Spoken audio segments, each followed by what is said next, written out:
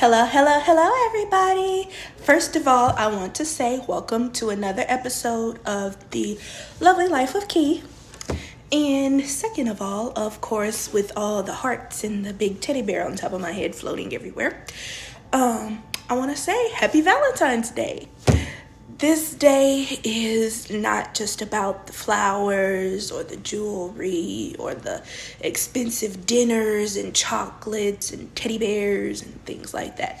Though those are nice, it is the day of love, so say.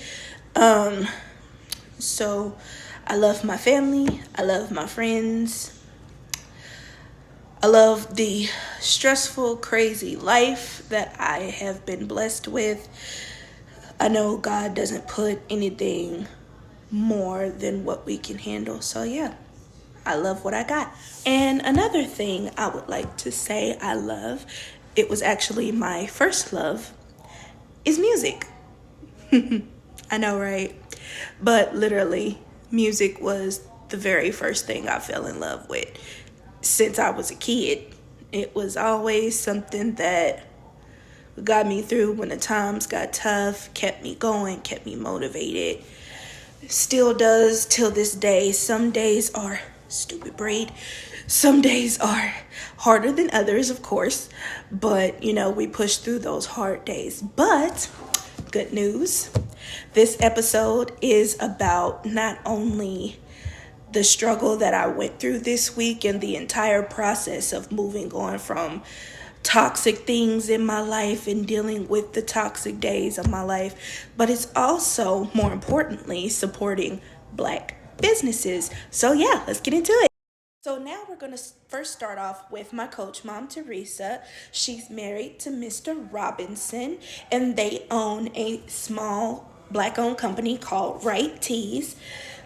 They literally make not only all of my Key the Singer items that you will see listed below, they also make my children's items. They make hoodies, backpacks, t-shirts, anything that you can think of, they make it. So here is an example of not only my mouse pad, but my license plate. And there's another photo of my license plate. But she also made my wine bottle carrier, and on the side I can hold two different glasses.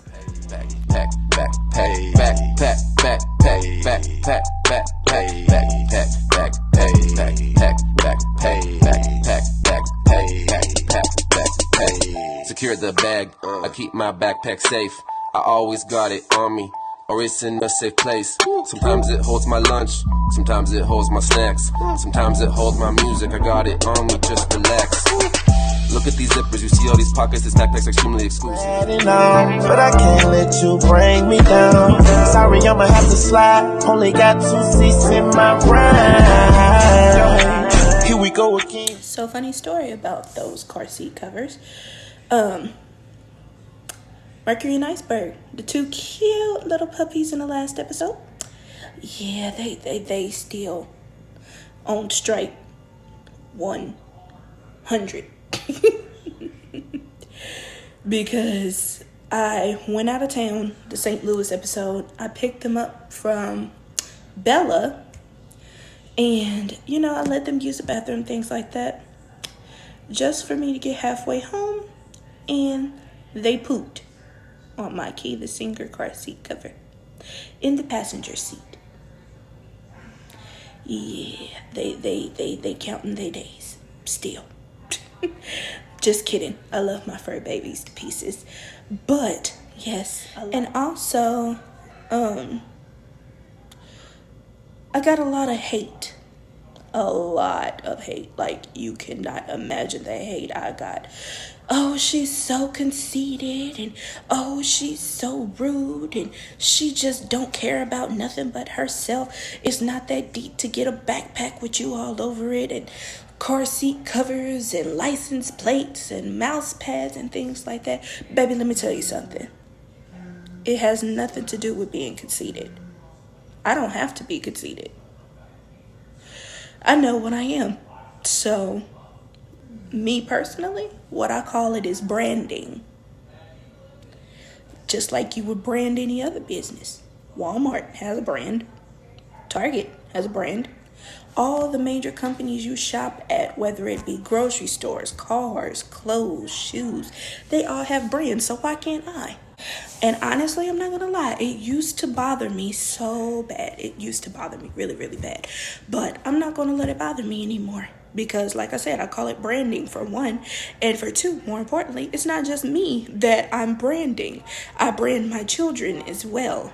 As you saw, they're on pillowcases. They have been on the little pens that presidents use that when they're trying to get the presidency, hey, vote for such and such. Yeah, they're on those through Right Tees. Here in a couple of weeks, if not this week, I'm going to be getting customized rugs, bed sets, shower curtains, because when I move into my new house, it'll be Key the Singered out. So yeah, call it cocky, call it selfish, call it stingy, call it conceited, call it whatever you want. I call it branding. So yeah, but positive vibes, positive vibes. Let's get back into the show. So this lady right here, this is my sis. Her name's Mo. She is one of the hardest working women that I know. She is the mother of my niece and nephew and Naya in LA. And her business is hair. When it comes to natural, when it comes to dreadlocks, whichever you prefer. When it comes to braids, I wish I could have found some photos of those, but yes, she is the bomb.com. Love my sister pieces. I'm proud of her. Words can't describe how proud I am. Literally, when I say she is one of the hardest working mothers I know, words can't describe it. And then, of course, we have her twin, my other sis, Kiera. Yes, she gets you, in other words, snap back. She is the owner of Yummy Yoni LLC, and her information is listed below. So any of your vaginal care that you need, just see her. Love her. Also, for my big girls like me, my friend Shay Otis, she has a boutique for BBW women, and also she carries regular size, so say. I really don't like that saying, but you know what I mean. So, I know, I keep messing with my hair. I'm in the midst of trying to put it in a bun because I like buns with braids. I don't know why, I just do. But anywho, that is all of the Black owned businesses that I support, minus my studio in the Dark Productions. He asked not to be on camera, so not gonna put him on camera. You know, but this part of the episode is the bummer part. Like I stated, it's dealing with my depression, and I'm not gonna lie to y'all, it really kicked my butt this week. Like, I don't know how I made it through the week. It really kicked my behind. But, yeah, I didn't get to record everything because I was struggling, but just a disclaimer, so say. But yeah, here we go. Depression is weird. Sometimes my girlfriend is just sad. It used to offend me because I felt like I wasn't making her happy. Or I would just keep asking her what's wrong over and over again for her to keep giving me the same response. I don't know. I'm learning though. People with depression don't need a reason to be sad. Listen to that last part again. Some days she's just not motivated. It's not my fault. It's not her fault. Me asking her what's wrong doesn't make her feel any better. Depression is real and random for some people. People can really get into a dark place they can't get out of. If you love someone with depression, my advice is to just love them patiently and unconditionally. The sad days are temporary.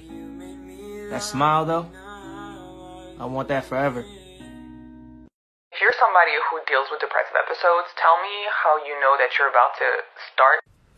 Okay, so for me, like right now, I like sitting in the dark. I like everything dark. I don't like to eat. I drop a lot of weight. I've lost about 10 pounds so far in the past month. But I feel like I've dropped more than that in the past 2 weeks. I pretty much just have a fuck everything type of attitude. Everybody who knows me knows I'm happy. I reach out, things like that. But if you don't hear from me, or if I'm not this happy, go-getting, bubbly person, like I just want to be left alone in the dark and not positive at all, that's how I know. No, I ain't perfect, I try every day. I tell them I'm fine, but I ain't okay. Got no one to talk to, got no one to call. Got nowhere to live, got nowhere to stay. Man, I don't wanna live, that's why I don't wanna live. That's why I don't wanna live. Wish I can go back to them times you was 5 things you don't realise you're doing because of your high-functioning anxiety. You're nice and easy to be around, but you people please too much. You obsess over trivial things that other people probably don't even notice. You're consumed by every mistake you make by beating yourself up over it. You know you're capable, but you don't fully believe in yourself. And in every situation, the worst scenario is your biggest thought. I put my all into every fucking thing, bro. I do everything for everybody. Somebody call me, I'm fucking coming, bro. If I call somebody right now, who coming for me, bro? Nobody. How to date an overthinker. Understand that they can't control their thoughts. It's not their fault. Be compassionate when you receive bouts of insecurities. They will question everything until they understand. Be very clear about what you intend to say to avoid confusion. They will dissect each word repeatedly. Be okay with making a lot of decisions. Overthinkers are plagued by indecisiveness. But once they decide, you can't change their mind. You need to constantly reassure them that you aren't going anywhere. Never lie to an overthinker. It will not end well. They will think about it over and over till it makes sense to them. And finally, trust an overthinker when they tell you they love you. They have already thought of every reason not to. Motherhood goes like this. You want it to speed up and slow down in the same day. You want them to be grown-ups and babies at the same time. The things that drive you insane are the things you know you'll miss the most. You want a break, but you miss them on the break.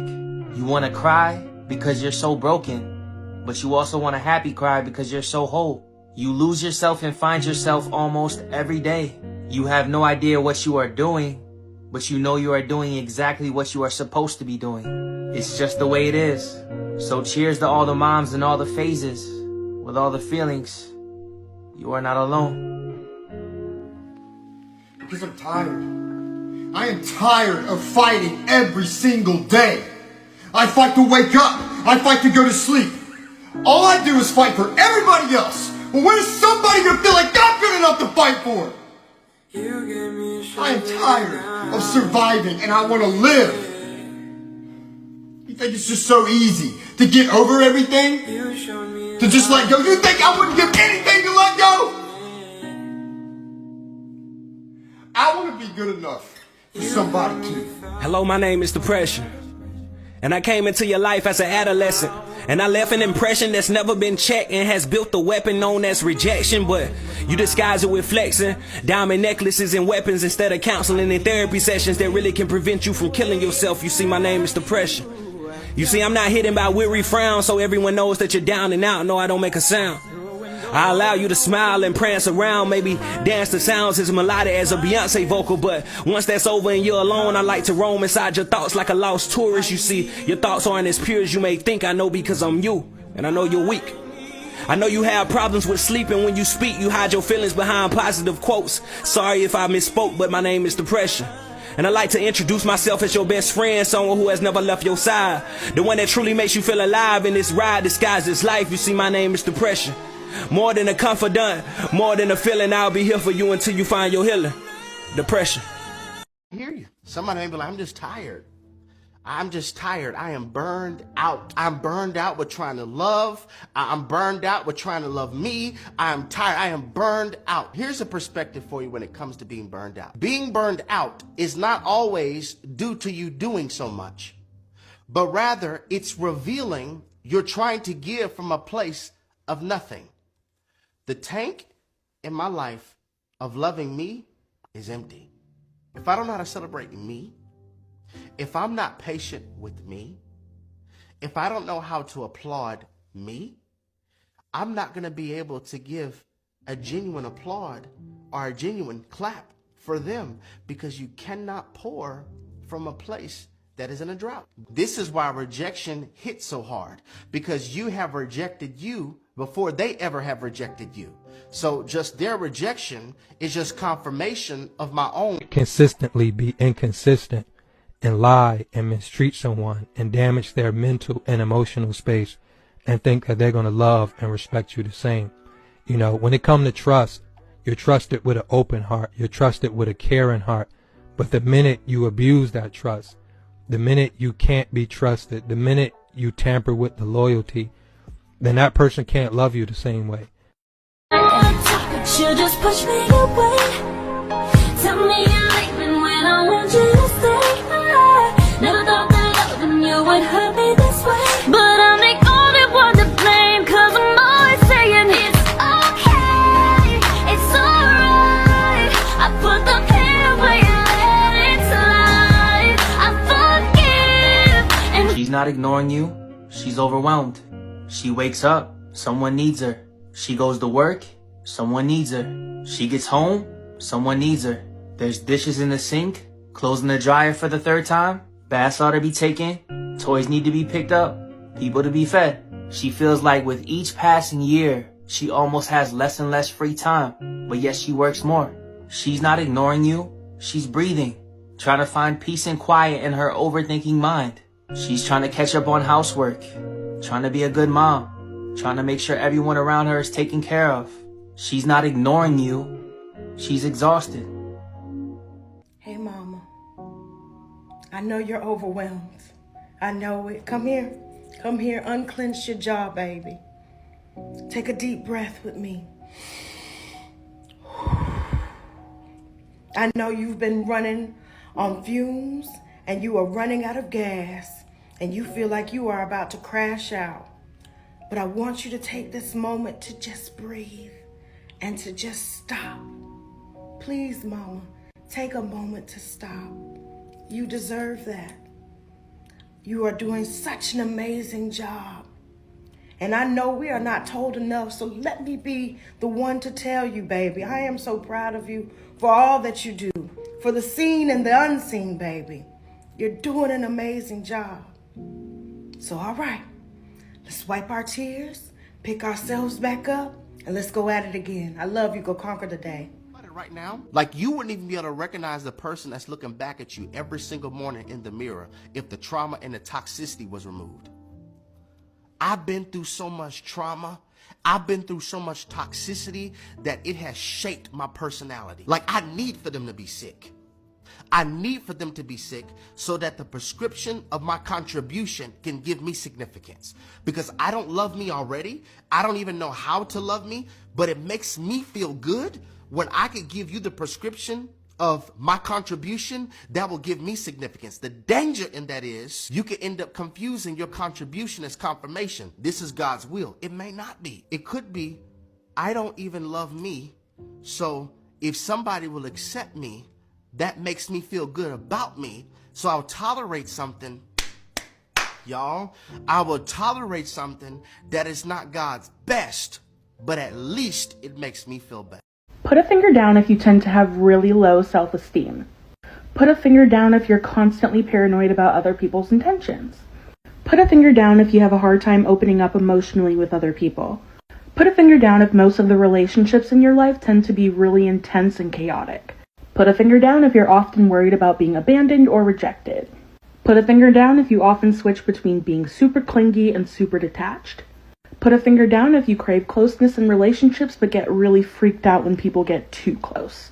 Put a finger down if you have high levels of both anxiety and depression. Put a finger down if it's really hard for you to deal with your own negative emotions. Put a finger down if you always feel like you need to leave someone before they leave you. Put a finger down if being used is a recurring theme in your relationships. If you put more than 5 fingers down, there's a high likelihood that you might have disorganized attachment, also known as fearful avoidance. If I ever lose my battle to depression, know that I fought. Know that I tried. Know I did my best to overcome. To my best friend. one day I lose my battle with depression, I want you to know that I made it this far because of you. If you can't do anything about it, then let it go. Don't be trapped by things you can't change. This is a message to all of you, but also myself. The reality is some people will change on you for whatever reason, but don't allow this to make you feel rejected or less than human. If someone can't see the gift of you, that's not your problem. It's theirs. You have to adopt the behavior of the goal that you're looking for. You see, you have a lot of New Year's resolution goals, and that's phenomenal, but they're just goals. You have to get the character of whatever that goal requires. See, you're not overweight. You practice overweight behavior. You're not broke. You practice broke behavior. Your relationship is not broken. It's not finished, but you practice broken and finished relationship behavior. If you change the behavior, you will get the fruit and the aesthetic of what you're looking for. She made broken look beautiful and strong look invincible. She walked with the universe on her shoulders and made it look like a pair of wings. She's proof that you can walk through hell and still be an angel. I would much rather adjust to your absence than be frustrated by your presence. That when you are the blessing, they don't miss you until you're gone. That when you are really a blessing to somebody's life, they can act like they don't like you. They can act like they don't need you.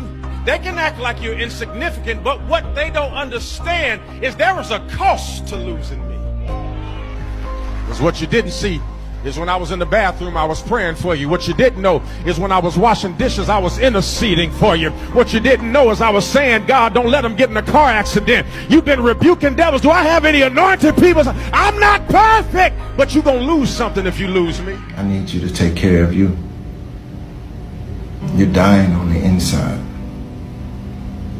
Mentally, you're all over the place. You're scattered. Spiritually, you're empty right now. Every day you wake up, you do everything you can to make sure everyone else is okay. The job, the kids, the family, the house, the dog. You do everything for everyone else, but you're forgetting about you. I want you to know that you're important. And I want you to know that your health matters. And if you don't take care of you, you're gonna lose yourself in the process of trying to save and be there for everyone else. If you're not there for you, who's gonna be there? I want you to know that you're worthy, and I want you to know that you're worthy. They tried to treat you like you was worthless. They tried to treat you like you wasn't extraordinary, like you was just basic, even though you showed them time and time and time again that you had no problem sacrificing for them. You had no problem putting yourself aside for them. You had no problem loving them well, because you are the type of person who just genuinely likes to do for others. You're the type of person who genuinely likes to put yourself aside. You are just the type of person who you're like, man, look, if I'm in it, I'm gonna be in it. Whether it's a friendship, whether it's romantic, if I'm in it, I'm gonna be in it. But they still took you for granted. They still did you dirty. They still slept on you. They still acted like having you in their life wasn't a special thing, even though you considered having them in your life special, even though they didn't even treat you as good as you treated them. I just want to encourage you and tell you, don't let the way that someone doesn't receive your love make you think that your love isn't special. Your love is special, and you are special in Jesus' name. Comment below, I'm special. Encourage yourself real quick. Say, I'm special. I'm special. Drink you some water. Mind your business. They say you changed. They say you switched up. No, I leveled up. I grew. I evolved. I elevated. I stopped putting me last. I started putting me first. I stopped running from my problems. I started facing them head on. I'm no longer in fear of my trials and my tribulations. I embrace them as the lessons on my journey. I stopped wishing for it. I started manifesting it. I stopped talking about it. I started putting plan into action. I stopped hoping for it. I started believing. See, this the new one to prove me. And if you can't accept that, if it bothers you, if that's something you can't get used to, I'm no longer ashamed to say, this is where we part ways. See, this energy is way too rare just to be given out to anybody. I'm just a messenger. He'll bless you too. You make a decision, make sure you can live with it. You play them cards, gotta deal with it. I've been through that war, but I'm still living. I'm finding myself, but I'm still digging. Talk to God, get the paper, keep it player. Fuck, I hate it, that's all I know. Keep it pushing, hide the pain behind the shades. Fuck that, can't let it show. Starving to be the best version of me. Thank God for showing it mercy on me. I just want attention, keep mentioning me. Bitch, you can't even fuck with a picture of me. Keep throwing shade, but that shit ain't respected. It ain't respected if it ain't directed. Won't even waste more time to address it. Bitch ass, know the road get cold, but I ain't for it. Gotta stay strong for the whole family. Can't take no hold, gotta stay focused. Shit get real, these whole bandit. She hit the fan, please don't panic. 2 step forward and 1 backwards. Only get 1 life, gotta take advantage. Day by day, tryna stay balanced. Know the road get cold. Made a mistake putting her kids first. What should she have done? She should have put herself first, not us first. Why? Because she was more worried about 5 little kids than her own dreams. When I watched my dad died, left her to run everything. He died suddenly, and she never dated again. She was 38. Never went on a date, dude. Wow. Everything now was about the kids. It's not enough for a human being, dude. You can't be happy just living for kids that are going to move out. What advice would you have to women about following their dreams? All people, men and women, they should be more greedy about their personal dreams. Well, what if they Because say, I well, think I've got my these 5 kids and I've got this responsibility and... Yeah, you do, but you also have responsibility yourself. If I can't take care of me, how can I take care of somebody else? Okay, so many things you all can see. 1, I got my bull and sachet.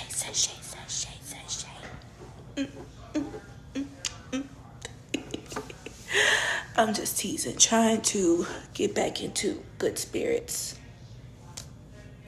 Because as you all saw, it was multiple videos in different times, but I go through these struggles every day.